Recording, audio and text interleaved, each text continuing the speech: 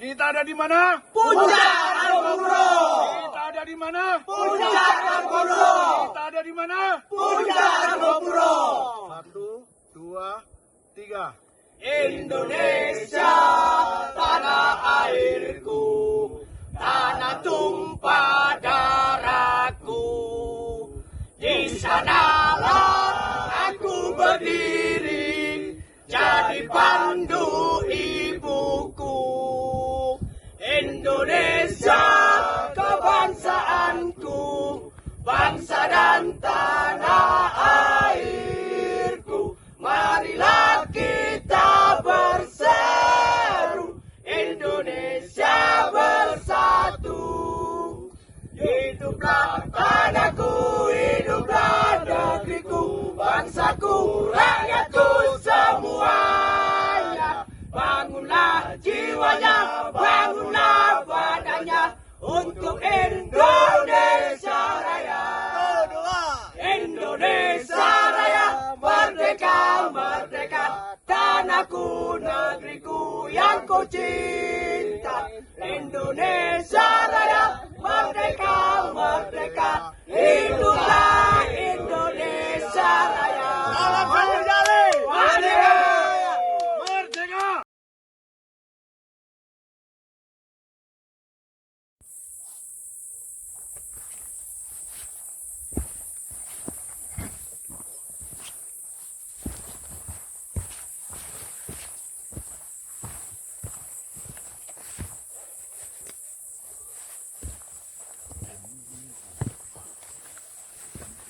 Kalau nggak salah ada arca di sini pada.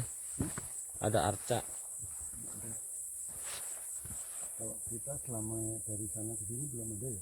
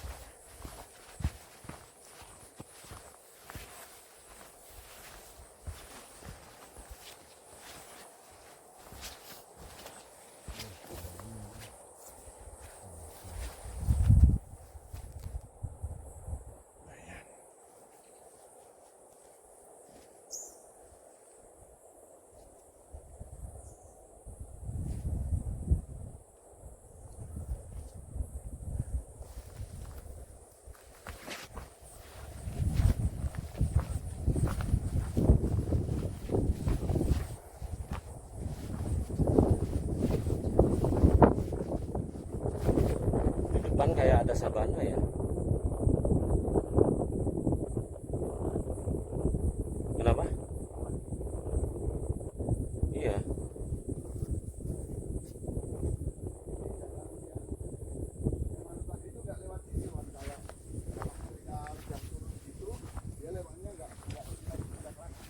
Oh gitu. Langsung lewat sabana ini ya.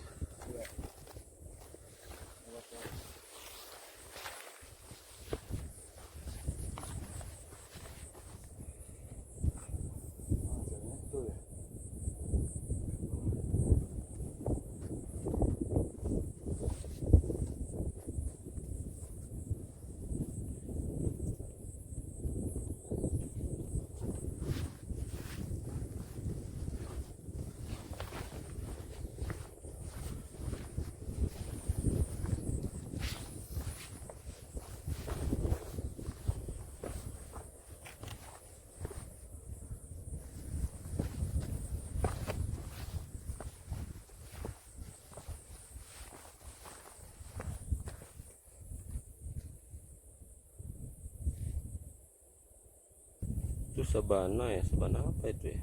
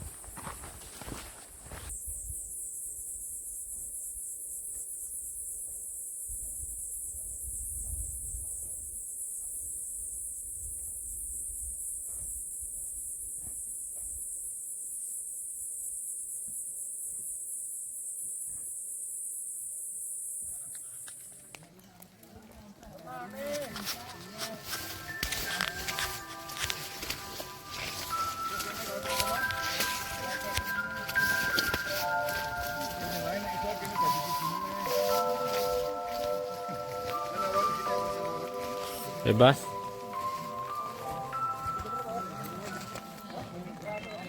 Wan, sini Bang. Alhamdulillah kita sampai di Taman Hidup. Ini jam berapa kita nggak tahu, sampai 16.10 jam 4 lewat 16-10 menit pokoknya. Capek sekali Pak D, tinggal langkahnya udah goyang-goyang, tapi tetap bismillah. Sip. Alhamdulillah.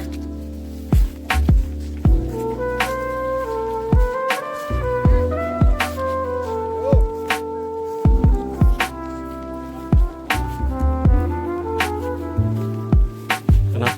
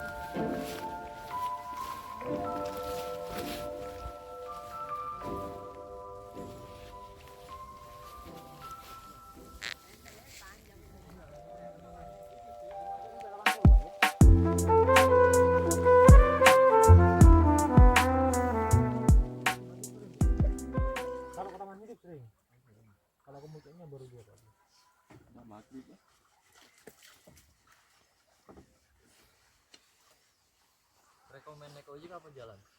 Enak aja, ini enak ojek cepet. Kalau pengen cepet, kalau ngejar berapa menit mas? Paling 20 menit ngojek. 20 menit. Aku terbayar. Teman hidup. Tinggal cari teman hidup. Iya.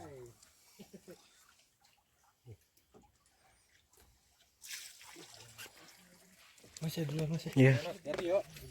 Udah mandi. Hah? Udah mandi. Enggak masih empal aja. Masih kena hujan. Kamu di empal.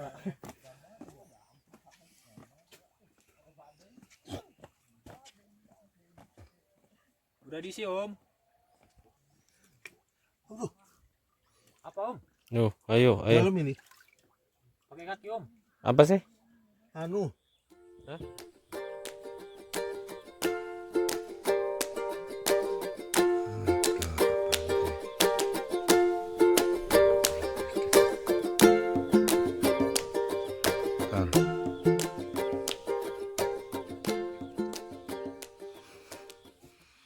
Sip.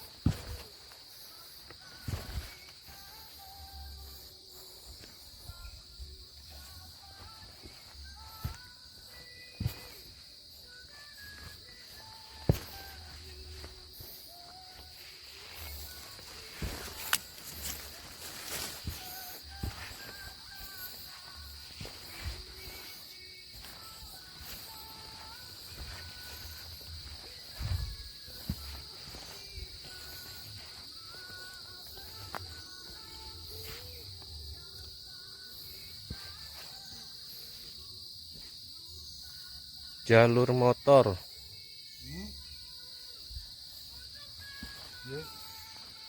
Ya, ini. Jalur motor.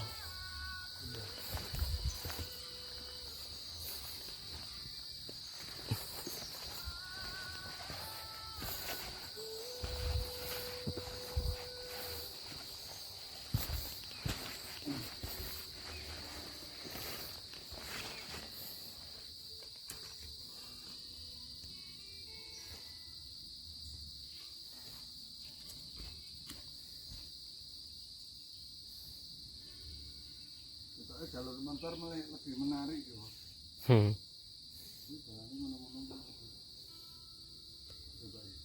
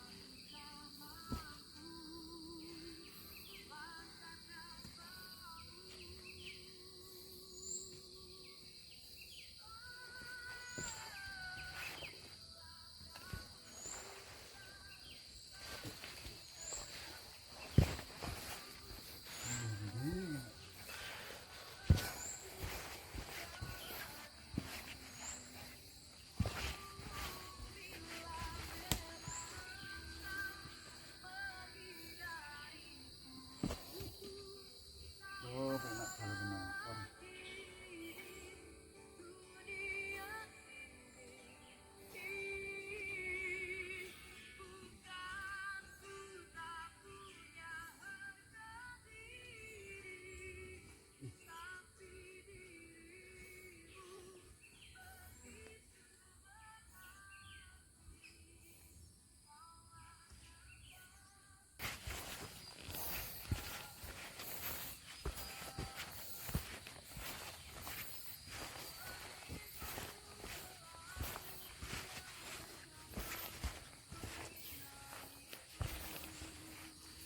Ini lihat sini nih.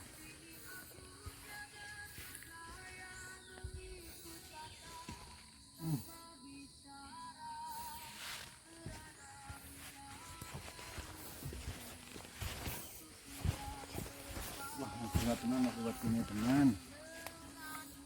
Ya, Wan. Hmm.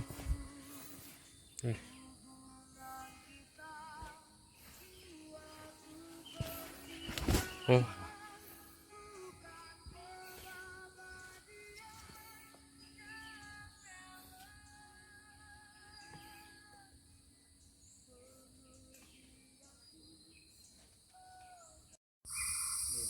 Yo.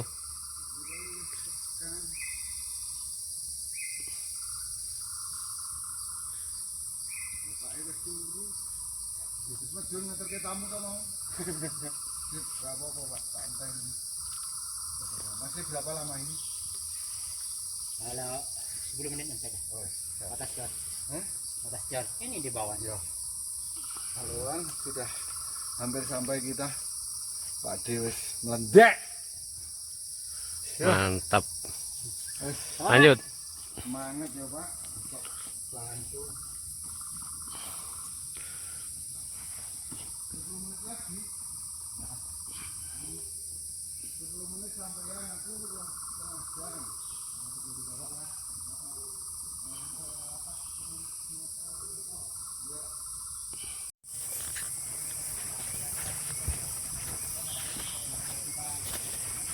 Batas cor Pia Bermi.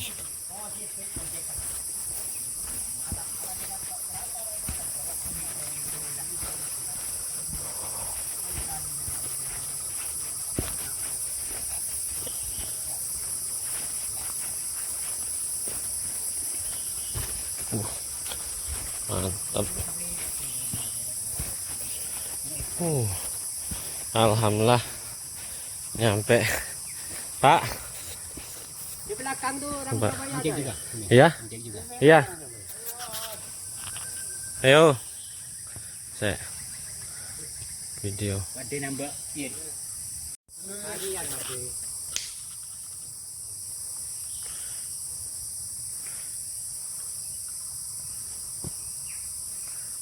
Batas cor. Ini batas cor. Akhirnya setelah 4 hari 3 malam berpetualang di Argopuro, ini sampai di Makadang. Jadi terakhir dan Pak D batas tor. Cor. Mau ngojek lagi. Oke. Ini terakhir, terima kasih Iswan dan teman-teman. Siap. Kita sudah 4 hari 3 malam nginep di Cikasur, di Sabana Lonceng, Betul. sama di Taman Hidup ya. Betul. Habis itu kita tiru. Siap. Terima kasih. Sip. Waalaikumsalam. Ayo Pak. Tintanya. Hah? Itu. Ada gini ngilangin.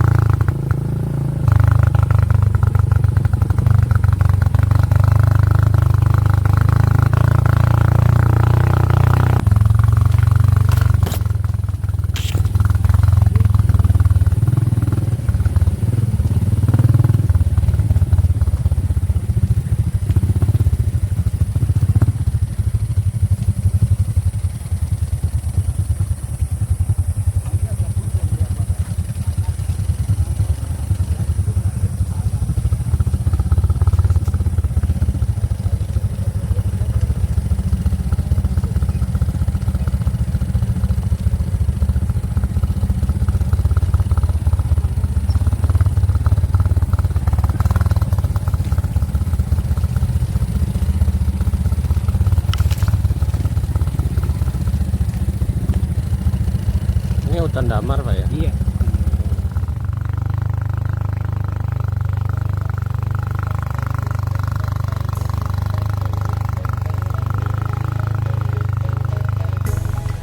I believe you'll be somebody, someone I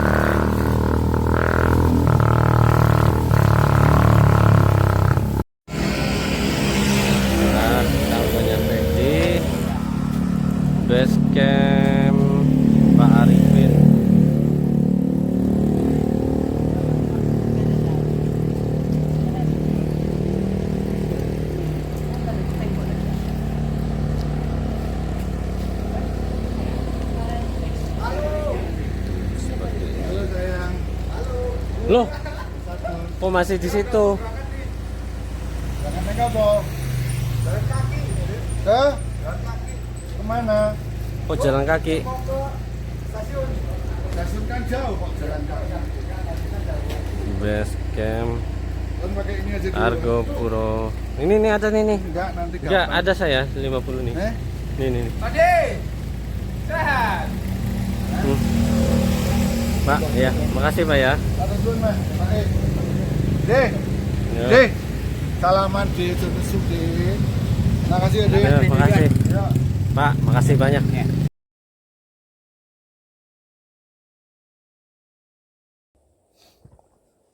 Oke, selamat pagi Pak Deh. Pagi. Gimana kabarnya, Wan? Alhamdulillah baik. Nah, Kita sekarang berada di mana Pak Deh? Puncak Rengganis. Puncak Rengganis. Ada beberapa pertanyaan yang akan saya tanyakan kepada Pak Deh. Oke. Kemudian nanti kita akan sharing-sharing. Kebetulan Pak Deh ini adalah pendaki senior yang sudah melanglang buana kemana-mana. Pertama-tama saya tanya dulu, Pak Deh ini asalnya dari mana? Saya asal dari Jogja. Asal dari Jogja. Ya. Oke. Umur Pak D 61 tahun, besok Desember. Iya. Saya tadi mengulas yang senior ya. Iya. Enggak ada senior, enggak ada junior, semuanya sama, hanya waktu. Iya. Kalau senior tuh terlalu berat, Mas. Senior tuh harus sudah mampu mengakomodasi, membantu, memberikan pencerahan kepada teman-teman. Jadi kalau Iya, betul. pendaki tua seperti saya ini hanya pengalaman, karena saya naik gunung itu dari tahun 79 79 ya. Sampai Ya, sekarang ya masih sampai aktif. sekarang masih aktif. Oke. Saya mau tanya Pak Deh, kiat atau kisi-kisi untuk mendaki itu dengan usia yang sudah lumayan cukup, itu Pak Deh seperti apa? Menjaga kondisinya. Ya Pak D ini sebetulnya sama saja dengan kalian semuanya, nggak ada yang lebih, cuman niat sama semangat. Pendaki itu nggak ada yang top, hanya fisik. Fisik itu bisa dilatih, dan kita tidak perlu malu ketika kita tidak bisa cepat, tapi bagaimana kita mensiasati agar saya ndaki sama Iswon sama teman-teman muda, bagaimana agar kita ini tidak ketinggalan ya. Kalau istirahatnya jangan banyak-banyak, kita duluan, nanti yang belakang nusul. Oh Pak D udah dapat separuh.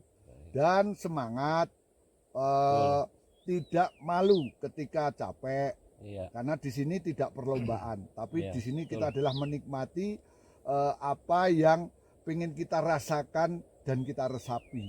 Oke, excellent. Oke, secara pengalaman Pak Deh ini udah kemana-mana untuk naik gunung. Pengalaman terberat menurut Pak Deh ketika mendaki gunung itu di mana dan pada saat kapan? Gunung itu punya spesifikasi, punya ciri khas, punya kekuatan sendiri-sendiri. Betul. Mungkin saya nyebut di Lawu, bagi saya berat, bagi Iswan tidak. Iya. Tapi yang paling berkesan karena saya ini orang Jogja. Dan saya mendaki Gunung Merapi itu dari umur 17 tahun. 17 tahun. Dan saya bersyukur ketika itu saya bisa naik dari Kinarjo. Dan itu berat. Iya. Berat karena struktur batuannya kalau tersentuh salah itu bisa jatuh, bisa ngenain orang di bawahnya. Nah, pengalaman Pak D setelah dari Merapi berpuluh-puluh kali, bahkan mungkin bisa ratusan kali. Iya. Terus Pak D naik ke Sumatera, Sulawesi, ke Lombok dan yang lain-lain ini. Disitulah Pak D tahu, oh ternyata ini toh. Dan bagi saya yang lain cuma seperti mengulang, tapi yang paling berat menurut Pak D itu ada di Merapi, tapi lewat Kinarjo. Di situ ada banyak hal yang tantangan untuk belajar gitu loh. Jadi kesimpulannya masing-masing gunung itu punya karakteristik masing-masing ya. Punya karakter, punya keindahan. Betul. Gitu. Ya. Dan kalian yang tidak bisa menikmati gunung dan kalian hanya buru, cepat buru dapat, salah. Berarti puncak itu bukan tujuan akhir atau gimana Pak De? Kalau menurut Pak De sendiri? Bukan. Kita nggak boleh maksa sampai di gunung, sampai di puncak gunung. Karena kekuatan dari fisik kita Iya. itu nggak sama. Cuman kita punya niat bahwa naik gunung itu hanya langkah kaki kita ini yang bisa mencapai puncak impian. Sehingga kita tidak boleh egois. Nah, kita bisa mengatur ritme bagaimana dengan teman. Oh, langkahku nggak bisa cepat. Minumku banyak atau sedikit. Yang tahu adalah kita. Betul. Jangan sampai ngerepotin temen yang lain. Oh, dia udah bawa capek-capek dari bawah dihabisin. Itu kadang-kadang Pak D itu merasa ngeh ya ketika Pak D bawa air, padahal Pak D cuma bawa 600 mili. Nah, Pak D minum seteguk, dia mintanya setengah botol. Itu kadang-kadang Pak D nangis, Nangis ya. Ya, kadang-kadang kan dia nggak, Iya. aduh, sudah setengah botol. Padahal Pak D aja kalau minum cuma seteguk. Ya, Iya, betul. tuh. Nah, satu lagi Pak De, belakangan ini kan sering para pendaki itu mengalami hal-hal yang mungkin menurut mereka di luar nalar ya. Di gunung itu mungkin sering tersesat atau salah jalur atau gimana. Itu menurut Pak De gimana? Sebetulnya pendaki sekarang ini apa sih sulitnya? Ya. Kalau mereka ya itu tadi, mereka hanya pengen cepat, mereka nggak lihat aku salah atau benar. Dan kalau kita salah, kita harus kembali ke tempat di mana kita ingat. Betul. Sebelum kita kembali ke tempat jalan yang ingat, yang pernah kita lewatin, kita harus cari itu dulu. Setelah itu duduk santai, kita pikir kita mau seperti apa. Jadi jangan kita salah kita terus. Jangan, walaupun kita harus naik berjam-jam, kita salah. Ya kita harus, dan banyak salah itu ketika diturun. Sebetulnya pendaki zaman sekarang itu sudah sangat enak, pun. Tidak seperti tahun 80-an yang jalannya tertutup. Kita tidak, kalau kita berangkat 3 orang kita nggak mungkin ketemu orang. Iya. Nah ini sebetulnya. Masih sepi lah. Dan jangan berkhayal, jangan cari referensi yang mistis-mistis. Betul. Argopuro itu selama ini dikesankan mistis. Tapi apa yang kita jalanin ini, toh kita nyaman-nyaman saja. Dalam arti kata, bukan kita menyepelekan. Betul. Ya, kita tetap harus hati-hati, tetap waspada, dan tetap sopan. Kalau kita mau kencing, mau berak, istilahnya kalau orang Jawa ya, Mbah Nun Sewu, saya mau kencing. Iya, betul. Mau berak ya, itu berak ya, jangan asal digali, ditutup, dan ada ritualnya diinjak sedikit. Nah, Iya, satu lagi, orang yang sudah nyaman beol di gunung, dengan nyaman, artinya kamu sudah nyatu. Tapi kalau kamu masih malu, kamu masih was-was, berarti kamu itu belum jadi seorang penikmat alam gunung. Iya. Itu. Oke, terima kasih Pak De. Kemudian satu lagi Pak De, ini terkait dengan pendaki zaman sekarang ini kan rata-rata kalau naik gunung itu biasanya bawa logistik gitu. Kemudian sampah-sampahnya itu kadang ya mungkin berceceran gitu. Menurut Pak De itu gimana cara menanggulangi? Pak D ini ngerokok ya. Ya, Cuman Pak D itu nganu pasti Pak D simpen.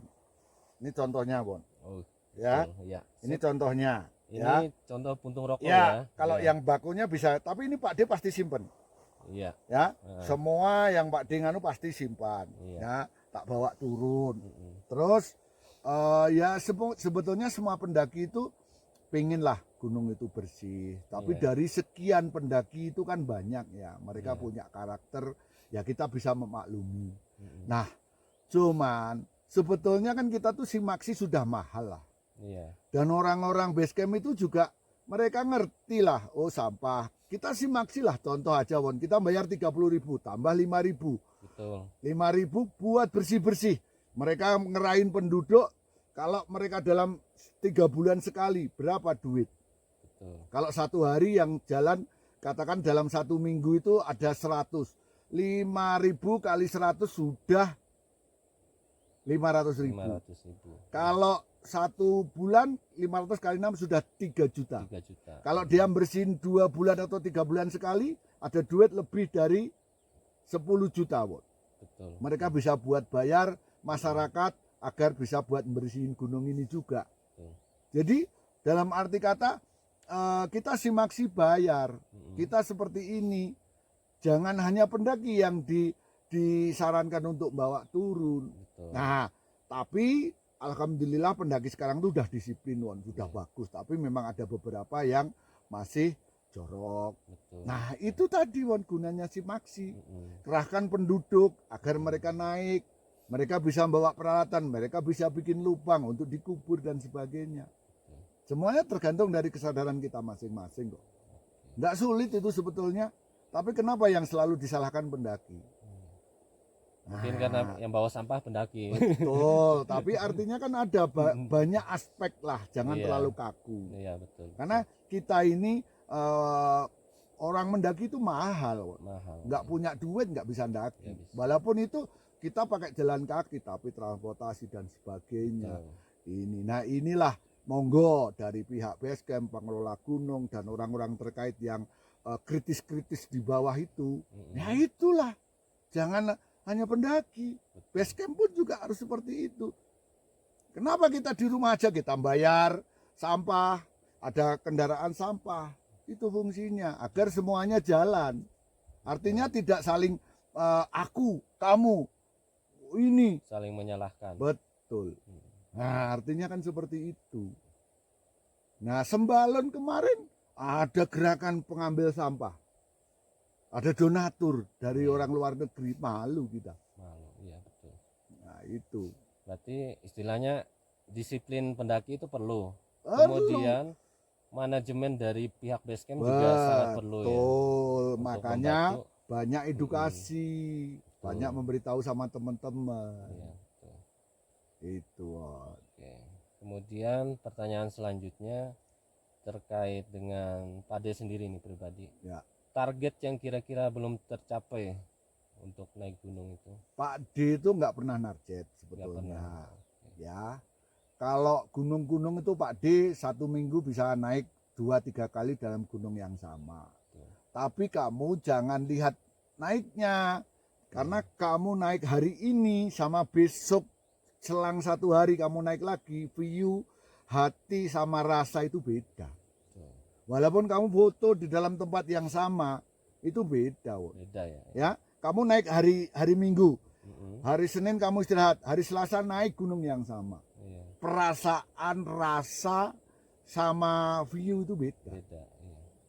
Nah ini yang nah makanya itulah gunung. Gunung itu sebetulnya sesuatu pembelajaran buat kita ya, agar kita ini mempunyai kekuatan jiwa dan banyak sesuatu yang masuk di alam ini ke dalam tubuh kita, dan kita diajarkan oleh diri kita sendiri untuk tidak serakah, untuk tidak iri dengan orang lain, untuk tetap mandiri, tetap tenang dalam menghadapi situasi apapun, dan kuncinya adalah tidak serakah.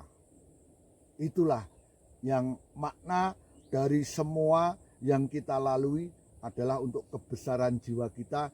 Kita tidak akan iri ketika teman kamu menjadi orang yang sukses, menjadi orang yang di ngetop lah istilahnya. Iya. Nah, tidak di situ, karena hanya diri kita sendiri yang tahu tentang diri kita sendiri.